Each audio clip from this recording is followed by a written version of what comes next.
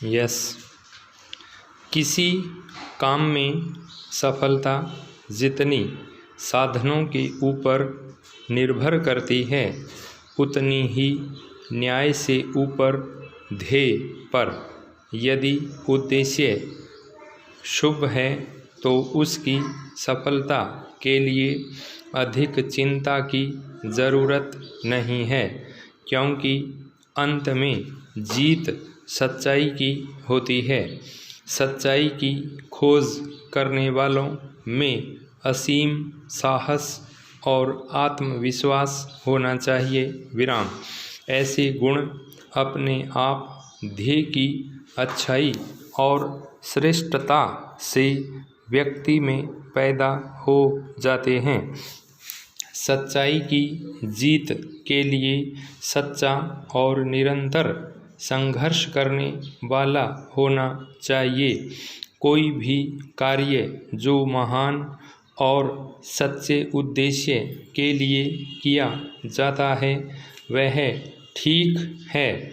वह आदमी किसी को मारने आता है, वह आदमी जो किसी स्त्री का अस्तित्व लूटने आता है, वह आदमी जो किसी के घर चोरी करके भागते समय मारा जाता हो, तो वह अपने ही कुकर्मों से मारा जाता है।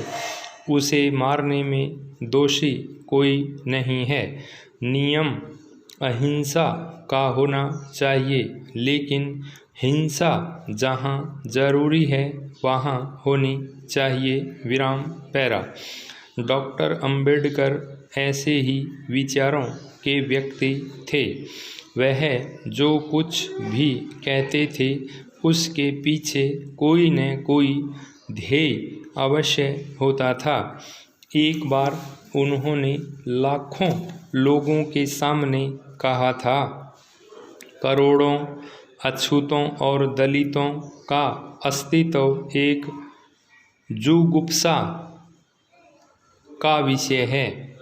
यदि हिंदू सभ्यता को इन वर्गों के जनक के रूप में देखा जाए तो यह सभ्यता ही नहीं कहला सकती है।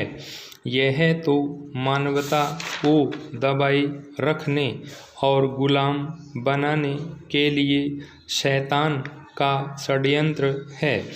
इसका ठीक नाम शैतानियत होना चाहिए, सभ्यता नहीं।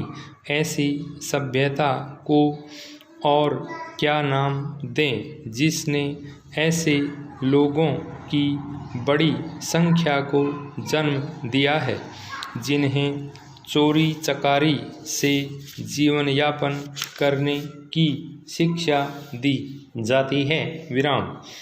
दूसरी बड़ी संख्या जो सभ्यता के बीच बीच अपनी आरंभिक बर्बर व्यवस्था बनाए रखने के लिए स्वतंत्र छोड़ दी गई है, और एक तीसरी बड़ी संख्या जिसे सामाजिक व्यवहार से परे की चीज़ समझा गया है, जिसके छूने मात्र से आदमी अपवित्र हो जाता है। विराम। पैरा। यदि किसी दूसरे देश में ऐसे वर्ग मौजूद होते तो लोग अपने दिलों को टटोलते और उनके मन का पता लगाने का प्रयत्न करते, परंतु हिंदू को इन दो में से एक की भी नहीं सूझी। विराम। इसका कारण सरल है। हिंदू को यह लगता ही नहीं कि इन वर्गों का अस्तित्व उसके लिए कुछ क्षमा याचना करने या लज्जा का कारण है।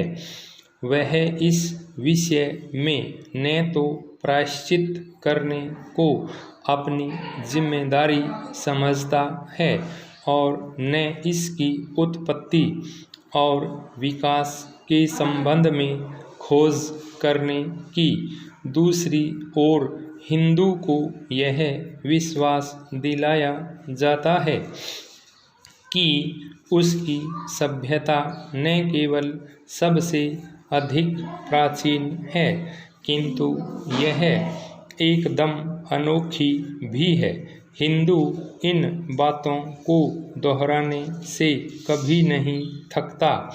हिंदू सभ्यता बहुत प्राचीन है, यह बात मानी जाती है और समझ में भी आती है, पर हिंदू सभ्यता अनोखी है, यह किस आधार पर कही जाती है?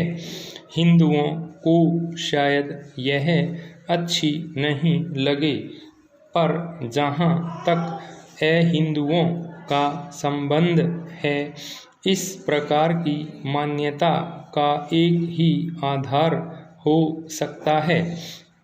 यह आधार इन वर्गों का अस्तित्व है जिनकी जिम्मेदारी हिंदू सभ्यता के सिर पर है। हिंदू को इस बात को दोहराने की ज़रूरत नहीं कि हिंदू सभ्यता एक अनोखी चीज़ है। स्टॉप।